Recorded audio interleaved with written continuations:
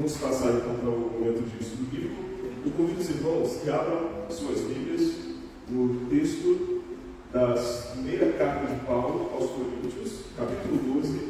Eu vou fazer uma leitura do verso 12 até o verso de número 26. 1 Coríntios, capítulo 12, do verso 12 até o verso de número 26. 1 Coríntios, Novo Testamento, capítulo 12, do 12 ao 26. Vou fazer uma leitura, os irmãos, aqueles que nos assistem em casa, podem acompanhar a leitura de suas Bíblias. Diz assim a palavra de Deus: porque assim como o corpo é um e tem muitos membros, e todos os membros, sendo muitos, constituem um só corpo, assim também com respeito a Cristo. Pois, em um só Espírito, todos nós fomos batizados em um só corpo, quer judeus, quer gregos, quer escravos, quer livres. E a todos nós foi dado beber de um só Espírito. Porque também o corpo não é um só membro, mas muitos. Se disser o pé, porque não sou mão, não sou do corpo, nem por isso deixa de ser do corpo. Se o ouvido disser, porque não sou olho, não sou do corpo, nem por isso deixa de ser do corpo. Se todo o corpo fosse olho, onde estaria o ouvido? Se todo o corpo fosse ouvido, onde o olfato? Mas Deus dispôs os membros, colocando cada um deles no corpo como lhe aprouve. Se todos, porém, fossem um só membro, onde estaria o corpo? O certo é que há muitos membros, mas um só corpo. Não podem os olhos dizer à mão, não precisamos de ti, nem ainda a cabeça aos pés, não preciso de vós. Pelo contrário, os membros do corpo que parecem ser mais fracos são necessários, e os que nos parecem menos dignos do corpo, esses damos maior honra. Também os que em nós não são decorosos, revesti-los de especial honra. Mas os nossos membros nobres não têm necessidade disso. Contudo, Deus ordenou o corpo, concedendo muito mais honra àquilo que menos tinha, para que não haja divisão do corpo. Pelo contrário, cooperem os membros com igual cuidado em favor uns dos outros, de maneira que, se um membro sofre, todos sofrem com ele, e se um deles é honrado, com ele todos se regozijam. Fechemos os nossos olhos mais uma vez e vamos orar ao nosso Deus, pedindo que Ele fale aos nossos corações através da sua palavra. Pedi o irmão Júlio para fazer esta oração, para que Deus nos ilumine e nos instrua segundo a sua palavra. Bem dizendo, irmão, Pai, agradecer que nós estamos por mais esse dia que bombosamente, carinhosamente o Senhor tem acrescentado às nossas vidas, ó Pai. Mais uma vez somos gratos, ó Pai, pelo nosso trabalho, Senhor. Somos gratos pelo teu cuidado, pelo teu carinho, pelo teu amor. E agradecemos também, Senhor, esta oportunidade de estarmos na tua casa, Senhor, para mais uma aprendizagem da tua palavra, Senhor. Permaneça conosco, Senhor. Abençoe cada uma das famílias aqui representadas, Senhor. E no teu carinho, no teu amor, nós te agradecemos ao teu Filho amado Jesus. Amém. Amém. Nós vamos estudar hoje sobre o tema do nosso estudo de hoje, dom é importante.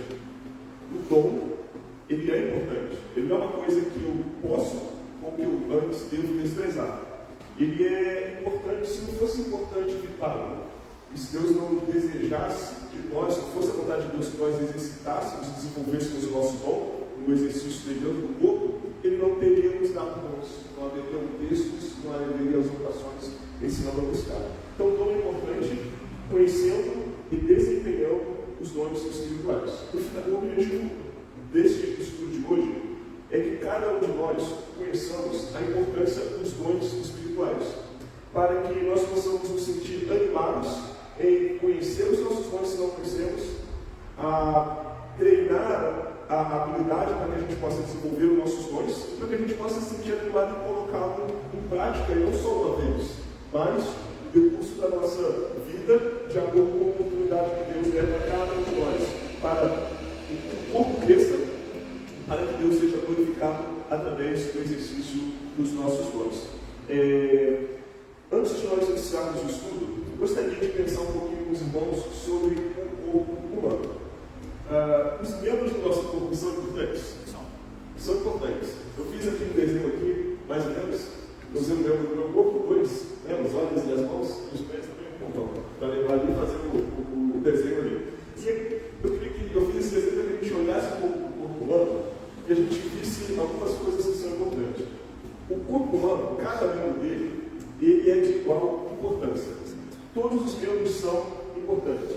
E cada membro do corpo, ele tem uma função diferente. A mão serve para desenhar, para carregar, para bater nos filhos quando eles fazem arte, para escrever, para várias coisas, para levar a comida ao prato, a boca para falar, os olhos para ver, e os pés para andar, e assim por diante. Cada membro, ele tem a sua função. Até mesmo os membros que a gente menos dá valor, eles têm função vital. Eu lembro quando eu estava no Instituto Bíblico, de um amigo meu que ele estava igual pastor, com uma unha encravada no pé. E ele teve de andar de muleta. O irmão Isaías estava com umas muletas aqui no culto, né? Esse amigo meu, por causa do dedinho mindinho, não era nem o dedão, o dedinho mindinho com unha encravada, ele precisou até tirar aquela unha de ficar andando de muleta, porque ele não aguentava, não sustentava o corpo por causa do dedinho mindinho. E assim a gente vê a importância do corpo humano. Cada membro do corpo, ele tem o seu valor. Os irmãos concordam com isso? Agora eu pergunto aos irmãos: os membros do nosso corpo são substituíveis? Ou eles podem ser substituídos? Às vezes. Às vezes podem, né? O coração não pode, né? Se tiver o coração aí, por enquanto ainda não pode, né? Mas não pode, né? Mas, por exemplo, o mão, ela é substituída? Pode ser substituída? Tirar as mãos? Oi? Pode ser adaptada, acaba sendo substituída, né? Os olhos? Não. Nós temos alguns exemplos, olha, para a gente ver. O sobrinho do Paulo e da Liliana. Ele tem olhos? Não tem olhos. E o que são os olhos dele? Os ouvidos. Eles são importantes, os olhos, mas eles foram substituídos pelo ouvido. Tem pessoas que fazem quadros, dirigem com carros adaptados com os seus pés, porque não tem as mãos. Infelizmente, quando eu estava preparando o estudo, eu lembrei, né? Até para fazer coisa ruim, eu lembrei do vídeo quando eu estava preparando o estudo, de um assalto numa joalheria. Entraram 3 pessoas, 2 limpando, e tinha uma pessoa com a arma na mão apontando para as atendentes. E aquela pessoa estava apontando a arma no quê? Com o pé. Ela estava com o pé, não tinha os braços, na cadeira de roda, puxou a arma, foi com a arma com o pé apontando para as pessoas e os meninos fazendo a limpa. Entendeu? Então, os membros, eles não são insubstituíveis. Uma vez que ele não exerce a sua função, pela providência de Deus, outros são colocados no lugar e fazem um trabalho igual ou até melhor. Contudo, o melhor é que cada membro ele exercite a sua função. Que cada membro ele se desenvolva mais. Nós, na nossa igreja, temos bastante bebês, né? E a gente vê os bebês, eles se desenvolvendo a fala, desenvolvendo o andar. E nós temos depois os jovens, temos os adultos que já estão amadurecidos, que já sabem falar, e já sabem fazer as suas coisas, e também têm seus membros ali adaptados em uma outra dificuldade. Isso não é diferente quando nós olhamos para a igreja, para o corpo de Cristo. O texto que nós lemos, ele é um texto que Paulo ele se dedicou para ensinar para os irmãos a respeito dos dons espirituais. Paulo ele começa falando sobre dons, lá no verso 1, para a gente lembrar, ele começa falando o que ele escreve sobre isso. Ele vai falar assim: olha, meus irmãos, eu não quero que vocês sejam ignorantes. Ignorante, ele está falando assim: eu não quero que vocês tenham um mau entendimento a respeito deste assunto tão importante. É importante que vocês conheçam. Vocês não podem ficar sem conhecer este assunto. Eu não quero que vocês errem por falta de conhecimento a respeito dos dons. E ele então, a partir do verso 2, como nós já estudamos até esse ponto de 12, ele vai começar a explicar sobre os dons para instruir a respeito de coisas novas e corrigir também erros. E aqui nesse texto ele vai corrigir alguns erros, como nós vamos ver. A igreja é muito semelhante ao corpo de Cristo.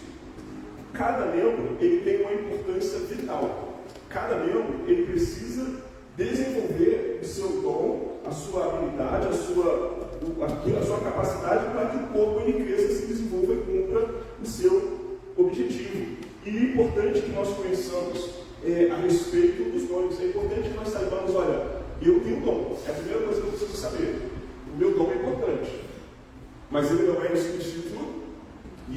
Se eu não fizer aquilo que eu tenho que fazer, um dia eu vou ser cobrado, mas pode crer que a obra de Deus ela não vai parar por causa que eu não estou desempenhando o meu dom. E o melhor é que cada um de nós desempenhemos ou exercitemos os nossos dons, como Paulo escreve aqui no verso de número 12, 13 e 14, porque assim como o corpo é um e tem muitos membros, e todos os membros são muitos, constitui um só corpo, assim também com respeito a Cristo, pois em um só Espírito todos nós fomos batizados no corpo, quer judeus, quer gregos, quer escravos, quer livres, e a todos foi dado de beber um só Espírito, porque também o corpo não é um. O corpo não é um só membro, mas muitos. E para a gente entender isso, nós vamos começar a entender sobre o que é o corpo de Cristo. A igreja, ela é o corpo de Cristo. Quando nós falamos de igreja, é importante que a gente entenda. A igreja não é construção. O nosso templo foi reformado para o aniversário, muito bonito. Houve muito trabalho de bastante irmãos. Ele fará um pouquinho mais aqui, eu vou pegar o de novo, né? Mas a igreja não é isso aqui. Se um dia, por algum motivo, nosso país for dominado por uma liderança que ela proíba todas as igrejas, obriga as igrejas a fechar as portas, a igreja continua se reunindo. Continua, nós fizemos isso bem recente na internet, ou seja, a igreja não é o templo, a igreja se reúne no templo. A igreja também ela não é um clube bem sucedido. Boa música. O que você vai lá naquele lugar lá? Boa música, um ar-condicionado, ventiladorzinho. O pastor falou uma palavra agradável, entendeu? Você que sai de lá bem animado, não é um clube bem sucedido, tem um estacionamento amplo, tem um lanchinho no final ainda, entendeu? E aí, não é um clube bem sucedido. A igreja também não é uma instituição filantrópica. O fim último da igreja não é ajudar aqueles que têm necessidade. Há muitas pessoas necessitadas. A igreja ela tem um papel importante social como Cristo teve, mas o fim último da igreja não é ajudar as pessoas. A igreja não é uma ONG de ajudar as pessoas. Ou seja, a igreja precisa fazer isso. Isso faz parte da vida da igreja, de tal maneira que se ela não fizer, ela está negando a própria palavra de Deus, mas ela só não faz isso. A igreja também não é um clube social, onde nós nos encontramos para ver os amigos. Por que você vai na igreja? Poxa, lá eu vejo o irmão Eros, lá eu vejo a irmã Eli, e assim por diante. Não, a igreja ela é a baluarte da verdade. A igreja ela é a testemunha da verdade do mundo. A igreja é a luz do mundo, é o sal da terra. A igreja é aquela que proclama não uma verdade, não a sua verdade, mas ela proclama a verdade. E a verdade é Cristo, e a verdade é o Evangelho. A igreja ela é o corpo de Cristo. Um estudioso chamado Mark Dever escreveu assim: a igreja é diferente do que qualquer homem idealizou, porque não foi idealizada por homens, mas por Deus. Então, especificamente, a igreja é um lugar em que o Espírito Santo habita. 1 Coríntios 3, versos 16 e 17, se nós voltarmos um pouquinho, 1 Coríntios 3, 16 e 17, vai dizer assim: olha, não sabeis que sois santuários de Deus e que o Espírito de Deus habita em vós? Se alguém destruir o santuário de Deus, Deus destruirá, porque o santuário de Deus, que sois vós, é sagrado. A igreja somos nós. Deus habita não no templo, Deus habita em nós. A igreja é o corpo orgânico de Cristo, no qual ele exalta a sua glória. Atos 9, verso de número 4. Atos 9, 4.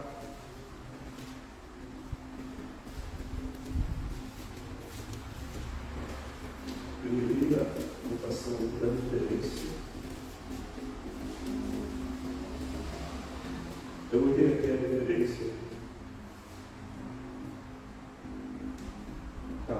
A igreja é o corpo orgânico de Cristo, no qual ele exalta a sua glória. Só que não é esse texto aqui não. A igreja é o corpo de Cristo.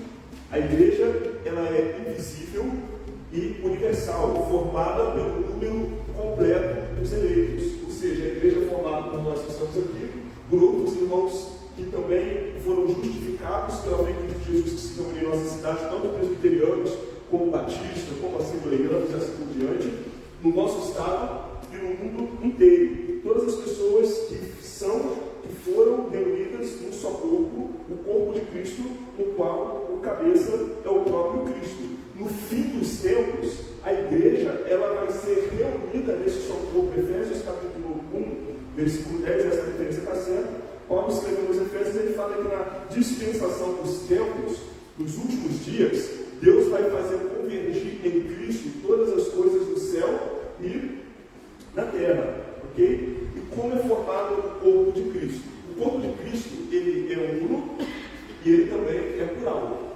O corpo de Cristo, ele é uno por quê?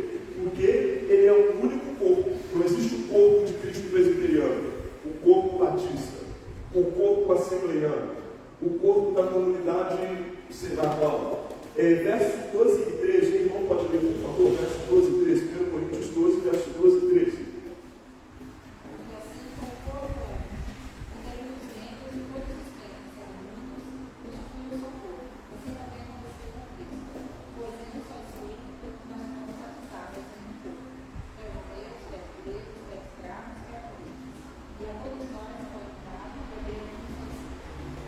Então, o corpo, ele é uno, ele é um só corpo, não existe outros corpos. O corpo de Cristo, ele é um só corpo.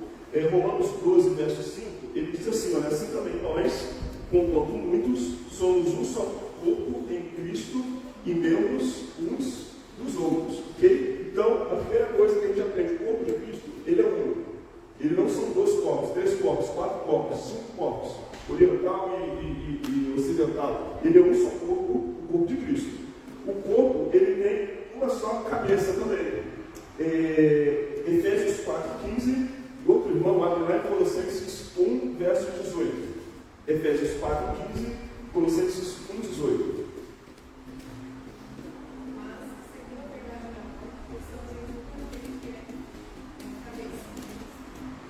Então, todos nós devemos crescer naquele que é a cabeça, que é Cristo. Colossenses 1,18. Ele é a cabeça do corpo da igreja. Ele é o princípio, o primogênito do gênero do corpo, para em todas as coisas ter a primazia. Então, Cristo é a cabeça e ele tem a primazia. Isso já corrige um erro muito comum entre a cristandade, em pensar que existe um homem, uma pessoa, uma igreja, um concílio que é a cabeça da igreja. A cabeça da igreja é Cristo. E assim como acontece com o corpo, Deus ele não usou o exemplo do corpo para que a gente tivesse uma ideia de como funciona a igreja no relacionamento. Então, na igreja, quando a gente pensa em igreja, existe um só corpo, um único corpo. A cabeça do corpo é Cristo. E quando ele fala a cabeça do corpo é Cristo, a gente vê assim, olha, se faltar uma mão, continua funcionando. Se faltou o pé, continua funcionando. Se a gente sente dor, o nervo, ele manda a mensagem lá para o cérebro. Está doendo. Aí o cérebro manda a mensagem para o local.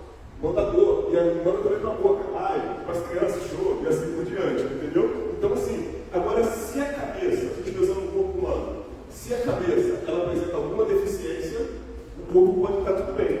Mas o que acontece com a cabeça? O corpo, ele funciona, ok? Então, assim, o importante aqui, quando ele fala assim, Cristo é o cabeça, ele está falando, olha, Cristo é o Senhor da igreja. Quem manda na igreja é Cristo. Quem é o dono da igreja é Cristo. Quem dá as ordens é Jesus Cristo. Quem dá a palavra final é Cristo. Assim, tudo que a gente ouve, as nossas lideranças, e a gente pensando, você que nos assiste em casa também, a respeito da liderança da igreja, nós precisamos sempre conferir se a liderança está nos conduzindo no mesmo caminho que Jesus Cristo está nos conduzindo. Entendeu? Não são parentes aqui pensando em Cristo como cabeça. Cristo, todas as vezes que ele fala sobre os seus ensinamentos, ele nunca fala assim, olha, eu inventei uma coisa nova. O meu ensinamento é o que eu recebi do meu Pai. O meu ensinamento é o que eu recebi do meu Pai. Então, assim, se Jesus Cristo, sendo o Senhor, a cabeça da igreja, ele veio ensinar a verdade, nenhum de nós que somos homens tem autorização e autoridade para ensinar aquilo que é diferente das Escrituras Sagradas. Então, Cristo é o cabeça, é o líder da igreja, é o Senhor, ele tem a primazia, ele pertence toda a glória. E também a igreja, ela é una porque ela tem somente um Espírito. Verso 4, 11 e 13, de 1 Coríntios 12. Verso 4, 11 e 13, o que diz? Verso 4, 11 e 13. O Espírito é o mesmo, pode continuar. O 11 e 13. Mas um só e o mesmo Espírito realiza todas essas coisas. Então, o Espírito realiza todas as coisas, os dons e assim por diante. Pode continuar. Distribuí-los como lhe apraz, a cada um individualmente. Então, o Espírito é um, ele que opera e por meio dele que é distribuído, e isso tudo só tem quantos Espíritos? Um só. Então, a gente tem um corpo e um só Espírito. Tá? Espírito, vou passar a mão, você quer fazer mais ali? Então, um só Espírito. Quando a gente pensa na igreja, o corpo de Cristo, ela tem só uma cabeça que é Cristo, e ninguém mais tem somente um corpo, ele é um corpo só, e também somente um Espírito. Nesse aspecto, ele é uno, mas ela também é plural. Ela tem muitos membros. Verso 14 e 20, o que diz? O verso 14 e o verso 20.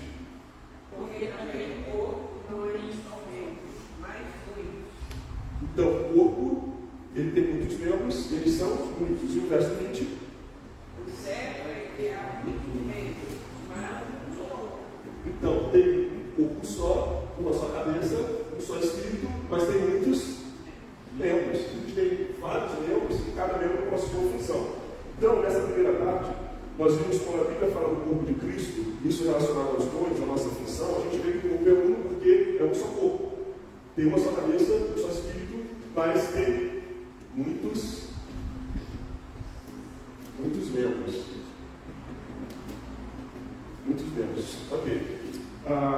Quem são esses membros do corpo de Cristo? No verso 27, nós vamos ver que esses membros, eles não são coisas, mas são pessoas. Então, os membros do corpo de Cristo não são objetos, mas são pessoas. Verso número 27 vai dizer assim. Todo mundo, o irmão que achar pode ler, por favor. Com isso, aquele que prometeu para poder vir. O 12. Isso. Nós somos de Cristo, individualmente membros desse corpo. Então, Paulo está se referindo a pessoas. Vocês são de Cristo. Vocês são o corpo de Cristo. Individualmente, cada um de vocês é um membro desse corpo de Cristo. Então, são pessoas, mas não são todas as pessoas. São pessoas que outrora eram gentílicas, ou seja, pessoas que não faziam parte da aliança de Deus com o seu povo de Israel. Verso de número 2, o que diz? Também que outrora, como era gentil, deixava os discípulos alguns segundo era enviado. Então, as pessoas que fazem parte do corpo de Cristo eram pessoas que antes não conheciam a Deus. Se nós andarmos um pouquinho lá em Efésios, capítulo 2, é um texto que explica um pouquinho sobre essa questão dos gentios. Efésios 2, do verso 1 e 3 e o verso 12. Olha o que ele diz. Ele vos deu vida, estando vós mortos em vossos delitos e pecados, nos quais andaste outrora segundo o curso deste mundo, segundo o princípio da potestade do ar, o Espírito que agora atua nos filhos da desobediência, entre os quais também todos nós andamos outrora, segundo as inclinações da carne, fazendo a vontade da carne dos pensamentos, e éramos por natureza os filhos como também os demais. E ele lá no verso 12, ele vai dizer, naquele tempo estavam separados da comunidade de Israel, estranhos da promessa, não tendo esperança e sem Deus. Então ele está falando assim, quem era o corpo de Cristo, houve um momento que você não era do corpo de Cristo. Houve um momento que você estava perdido. Ninguém nasce já dentro do corpo de Cristo. Ninguém nasce salvo. Nós todos nascemos, somos descendentes de Adão. E por essa condição, todos nós já nascemos mortos. O bebezinho mais lindo, mais bonitinho, mais coisinha fofa, sem fazer mal ou bem, ele já nasce morto em seus delitos e pecados. Essa é a condição. Mas são pessoas que foram aproximadas de Cristo por meio da fé. Efésios 2, 13 a 16, olha só o que Paulo vai escrever os Efésios 2, 13 a 16. Mas agora, em Cristo, vós que antes eras de longe, fostes aproximados pelo sangue de Cristo, porque Ele é a vossa paz, o qual de ambos fez um, e tendo derribado a parede de separação que estava no meio, a inimizade aboliu na sua carne a lei dos mandamentos que foram ordenados para que dos dois criasse em si mesmo um novo homem, fazendo a paz. Ele está falando de gentios e de judeus. Cristo veio para o povo judeu, mas tendo sido rejeitado, a aliança ela foi estendida para todos nós, como já estava previsto por Deus na eternidade. Então ele está falando agora de gentios e judeus. Deus fez só um povo só, e uniu eles com o povo, ok? Verso, é isso mesmo. Pessoas então que têm espírito, verso de número 13, o que diz o verso 13 de 1 Coríntios 12? Pois ele só é espírito, todos nós participamos dele povo, quer judeus, quer gregos, quer escravos, quer livres, e a todos nós foi dado beber um só espírito. Então, todos os que têm o Espírito fazem parte do corpo de Cristo. Paulo escreveu aos Romanos no capítulo 8, ele vai falar assim: se você não tem o Espírito, você não é de Cristo. Isso é muito sério, é muito importante. Porque assim, uma pessoa que ela faz parte do corpo de Cristo é uma pessoa que tem consciência de quem ela era. Tem consciência de quem Cristo é e do que Cristo fez. É uma pessoa que creu em Cristo e foi justificada. E é uma pessoa que o Espírito de Deus habita nela. Ela agora é a igreja, ela é parte do corpo de Cristo. Ela é templo de Deus. Ok? E pessoas que pelo Espírito receberam dons e servem ao corpo, cooperando para o seu crescimento e maturidade do corpo. Efésios, capítulo 4, do verso 13 ao 16. Efésios 4, 13 a 16. Olha o que ele diz: até que todos cheguemos à unidade da fé, ao pleno conhecimento do Filho de Deus, à perfeita varonilidade, à medida da estatura da plenitude de Cristo, para que não mais sejamos como meninos, agitados de um lado para o outro, levados ao redor por todo vento de doutrina, pela artimanha dos homens, pela astúcia com que induzem o erro, mas, seguindo a verdade em amor, cresçamos em tudo naquele que é o cabeça, Cristo, de quem todo o corpo, bem ajustado e consolidado pelo auxílio de toda a junta, segundo a justa cooperação de cada parte, efetua o seu próprio para a edificação de si mesmo em amor. Então aqui nós vemos quem que são os membros do corpo de Cristo e quem que é esse membro que faz parte do corpo de Cristo. São pessoas, não coisas. São pessoas que outrora não eram crentes, não eram cristãs, não creram em Cristo, mas foram aproximadas pela fé no sacrifício de Cristo Jesus, ou seja, pessoas que se arrependeram dos seus pecados e creram em Cristo. Pessoas que receberam o dom do Espírito Santo. Pessoas que agora têm dons, por causa que tem o Espírito Santo, e que exercitam os seus dons para o crescimento do próprio corpo. Olha só o que Paulo está falando aqui com os Efésios. Olha, cada um de nós, quando eu exercito o meu dom, o corpo cresce, o corpo é edificado. Quando eu deixo de exercitar o meu dom, o corpo deixa de crescer, o corpo deixa de ser edificado. É como aquelas, não sei se vocês já viram aqueles vídeos de algumas tribos, onde as pessoas elas têm um subdesenvolvimento, mas eles não deixam de fazer as coisas porque alguns deles vivem em caverna e a sua cultura ali não permite que eles façam as outras coisas que todas as pessoas que vivem uma cultura diferente façam. Entendeu? Então, assim, quando eu exercito o meu corpo, logo o corpo todo cresce. Qual a importância dos dons espirituais? No texto básico do nosso estudo, nós vemos que ele visa o crescimento e a maturidade do corpo. No Efésios 4, que nós lemos de 9 a 16, no verso 12, 15 e 16, ele vai falar que isso serve para o crescimento. O exercício dos dons vai servir para a edificação da igreja. Na semana passada nós vimos que o dom ele tem um fim proveitoso. Qual que é o fim proveitoso? Ele não está não é mostrar uma habilidade. Uma pessoa que tem o dom de pregar, o proveito não está em mostrar, poxa, eu sou um bom pregador, eu sou um bom pastor. eu sou um bom cantor, eu sei fazer corneta com a boca. Não é isso. O exercício, o fim proveitoso, primeiro aqui que ele vai falar, último é a glória de Deus. Porque Cristo é o Senhor da igreja. E quando a gente pega o fim imediato aqui para a igreja, é o crescimento do corpo. Esse foi para isso que Deus deu o dom. Dom é um serviço.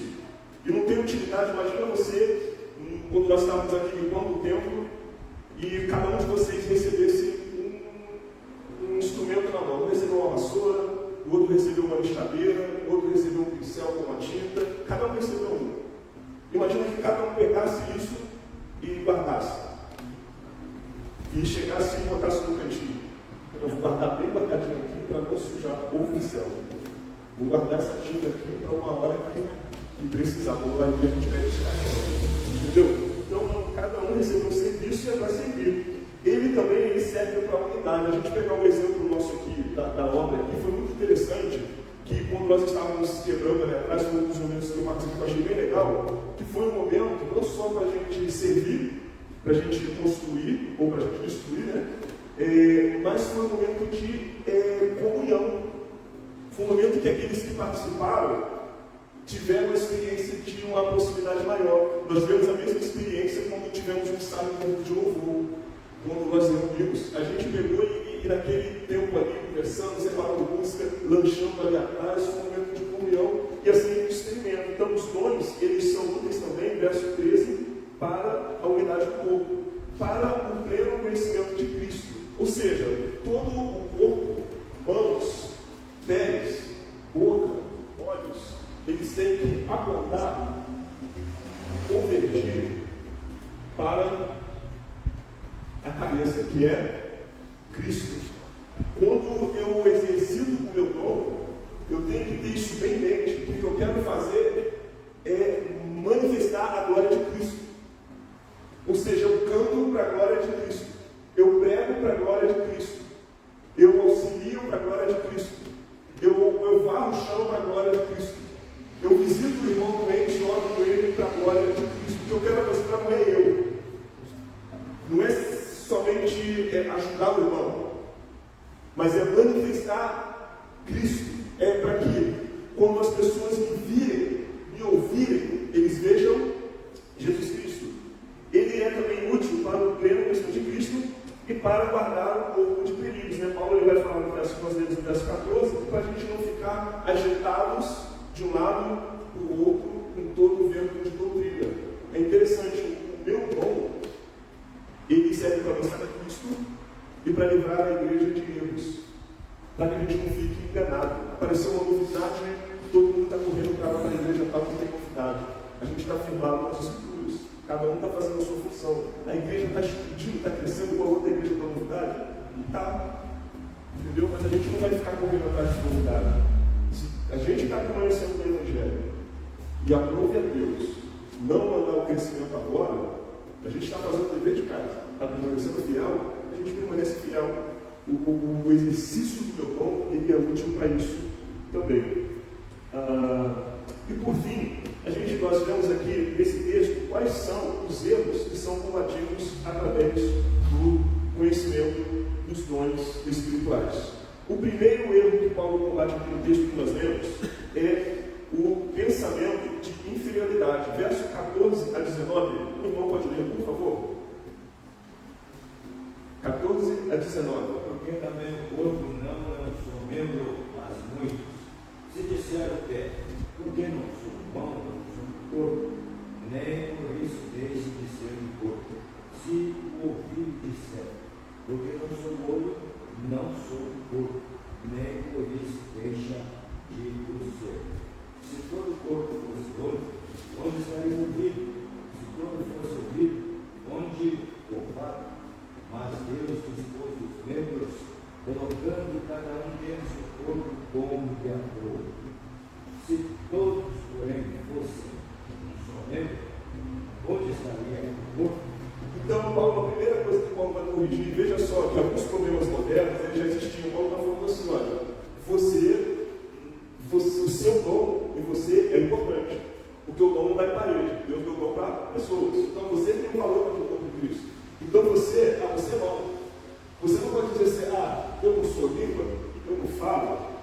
então eu não sou importante. Você é o mendigo velho que fica guardado lá no seu sapato com chulé. Então eu não sou importante porque eu sou mendigo. Ó vida, ó céu, por que você não vinha para dizer, não sei fazer nada, eu só sei. Eu descobri qual é o nome, por que você não fala que você diz, queria tocar o órgão com o pé, gostei lá, tem apertado o pé, entendeu? Meu nome, entendeu? Então Paulo está falando assim, ele está falando assim, olha, isso é erro. Isso é tão errado como aquela pessoa que, como nós vamos ver depois, ele vai falar assim, olha, eu não preciso de você. Você é como se você estivesse desprezando algo que Deus me deu. Ou seja, Deus pegou para você e te deu algo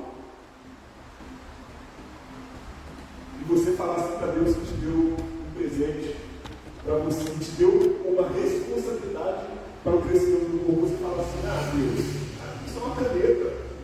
Tem um microfone de madeira, depois ela me fala no microfone, uma caneta. Entendeu? É desprezar, isso é pecado.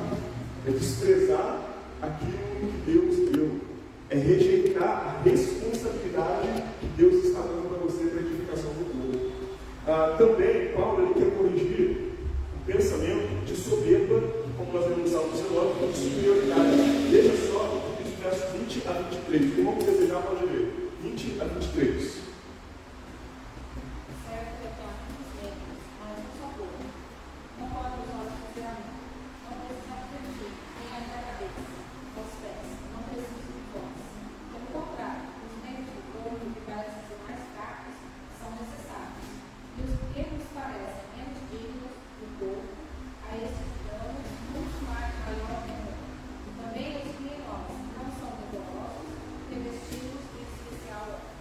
Então, o que o Paulo está falando? Olha, da mesma forma que o meu beneficiário ele não pode dizer, olha, eu não tenho valor, entendeu? Deixa eu quietinho aqui, tá bom aqui, eu queria ser outra coisa.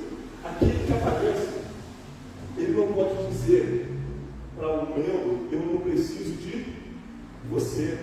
A língua não pode dizer para as mãos, olha, não, eu não preciso de você.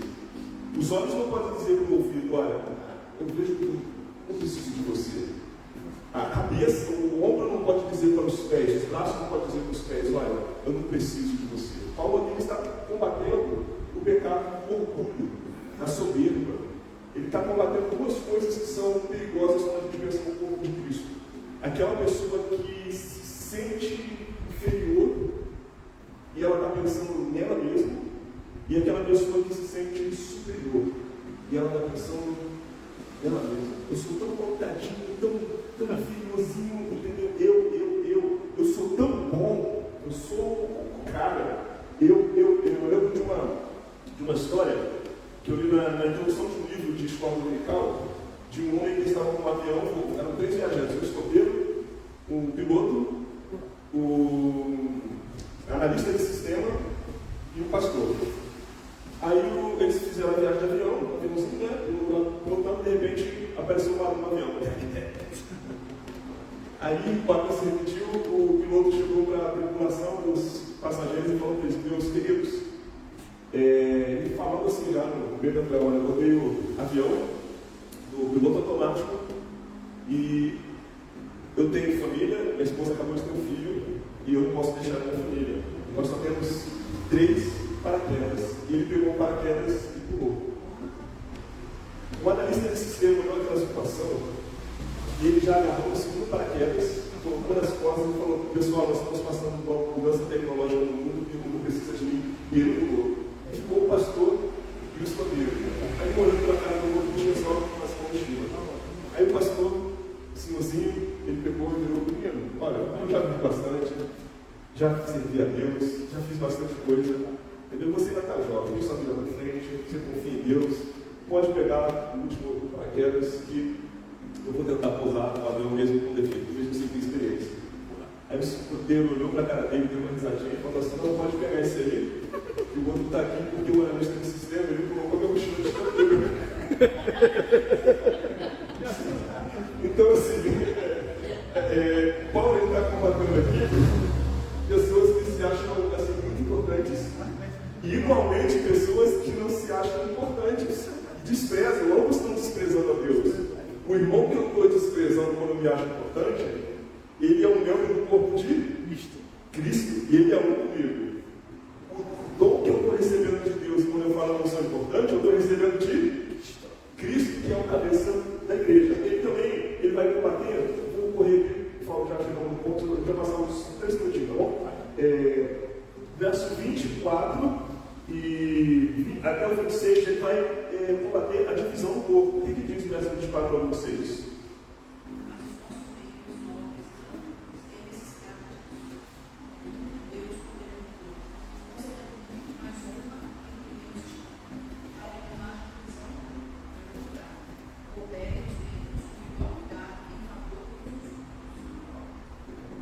Até o 26. Vai dizer.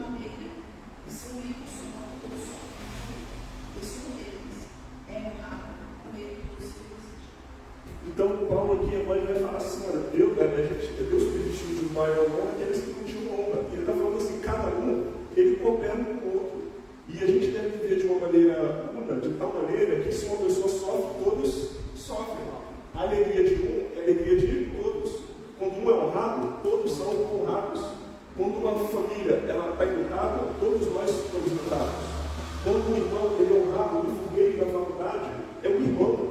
A gente é honrado junto com ele, a gente se alegra, porque é mais um profissional honrando a Deus, representando o reino de Deus, o corpo de Cristo, no mundo. E assim acontece dentro do corpo de Cristo. O exercício do dom, ele combate também a divisão e também o desinteresse pelo corpo. O verso 27, ele vai dizer assim: ora, vós sois o corpo de Cristo, individualmente membros desse corpo. O corpo não é da igreja presbiteriana. O corpo não é dos departamentos da igreja presbiteriana. O corpo, que tem o seu espírito, que tem Cristo como cabeça, cada membro com a sua função, é o corpo de Cristo. A consciência de que eu faço parte de um corpo, ele combate aquele pensamento de que eu posso ser um cristão na minha casa sem ter um vídeo pela internet. Eu tenho uma Bíblia, eu tenho softwares de estudos, tenho entendimento que eu posso estudar. Às vezes eu não consigo entender melhor do que o evangelista que está fazendo o estudo bíblico. E aqueles irmãos aprendem que o irmão pecador na igreja, se eu for lá, eu vou me contaminar. Entendeu? Tem muito pecador e cabe mais um pecador também aqui na igreja. Entendeu? Então, assim, conhecer a respeito dos dons do corpo de Cristo, ele evita o erro de desprezar o corpo de Cristo. É interessante que a maioria dos mandamentos de Jesus ele está relacionado com o corpo. Ou seja, não dá para mim, como na família Adams, ser uma mãozinha. Entendeu? E viver na minha casa, por quê? Como é que eu vou operar um corpo sendo uma mãozinha? Todos nós sabemos que se uma parte do corpo ela for cortada, não acontece igual na ficção que ela sai andando. Se uma parte do corpo ela é cortada, ela precisa ser feita o que com ela? Ela precisa ser recolhida com emergência, enrolada com pano, e ser levada com muita urgência para um hospital, para que eles possam fazer o quê? Mexer, mesmo assim ela fica um nervo puxado, ela fica um negócio cortado, ela fica uma coisa que não vai ficar nada. Se ela ficar passou da hora, fora do corpo, ela não vai sair andando. Não vai sair, é bom que não saia, né? É bom que não saia. Mas assim, ela não vai sair andando, ela vai correr, entendeu? Se demorar muito, vai chegar uma hora que o médico vai falar assim: olha, tem mais jeito, entendeu? Não tem mais jeito, não vai se dar colocar, não vai se dar. E Deus usa o exemplo do corpo de Cristo para que a gente olhe para o nosso corpo e fale assim: olha, está tudo certo, mas pode melhorar. Tem coisa que está errada e que precisa mudar. Eu não posso desprezar o Deus do meu. Eu não posso desprezar o meu irmão porque eu acho que ele não é importante. Eu não posso viver longe do corpo de Cristo na minha casa servindo a Deus individualmente. Eu faço parte do corpo, ou então eu não faço parte do corpo de Cristo. Ok? Conclusão, no estudo de hoje vimos que não podemos ser ignorantes a respeito dos dons. Aprendemos que a igreja é o corpo de Cristo e cada crente em Cristo, cada crente em Cristo pelo Espírito faz parte desse corpo. Vimos também que cada membro do corpo de Cristo recebeu um dom e é igualmente importante um e outro para o crescimento e maturidade do corpo. Vimos que o exercício do dom, ele promove não a divisão, mas promove a unidade da fé e o crescimento. Ele deve sempre, o exercício do meu dom, ele aponta sempre para Jesus Cristo, ele provoca o conhecimento de Cristo. Ele guarda o corpo de perigos, de erros, de ventos de doutrina, sobretudo os dons relacionados ao ensino. Portanto, se você já é cristão, e dom é importante, e você não conhece o seu dom, é necessário que você busque conhecer. É necessário que você vá lá e fale com o pastor que está se explicando, pastor, faz um teste, faz qualquer coisa, né, de orar para eu descobrir meu dom, eu quero aprender, saber meu dom, quero ser treinado e eu quero colocar em prática. Se você já conhece, se você é cristão e já conhece o seu dom, você precisa colocar em prática. Você precisa deixar de pensar que o seu dom não é importante, mas você precisa colocá-lo em prática. E se você não é cristão, você recebeu a habilidade de Deus, mas não são dons espirituais. Se você nos assiste, não vai assistir depois, a urgência aqui não é você fazer coisas para Deus. A urgência aqui é você conhecer a Cristo. É necessário você assentar-se aos pés de Cristo e ouvir o Evangelho. É necessário que você se arrependa dos seus pecados quando ouvir o Evangelho e creia que o sacrifício de Cristo é suficiente para libertar os pecados da salvação. E se você fizer isso, a promessa de Deus é que eles se arrependem, eles receberão o dom do Espírito Santo. E pela presença do Espírito, você receberá o dom. E com esse dom você poderá trabalhar para a edificação do corpo de Cristo e para a glória de Cristo. Que Deus assim nos abençoe. Deus nos ajude para a gente possa arregaçar nossas mangas e colocar a mão na obra para servir ao nosso Senhor na igreja local onde Deus nos colocou. Vamos orar, meus Deus.